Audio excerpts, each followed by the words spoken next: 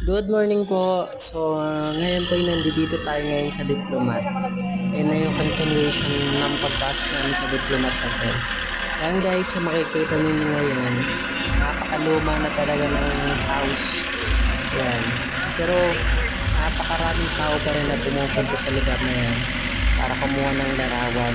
Kasi, sa tingin nila, yung alam niyo guys, napakaganda pa rin talaga. Kahit luma na yung lugar na yan.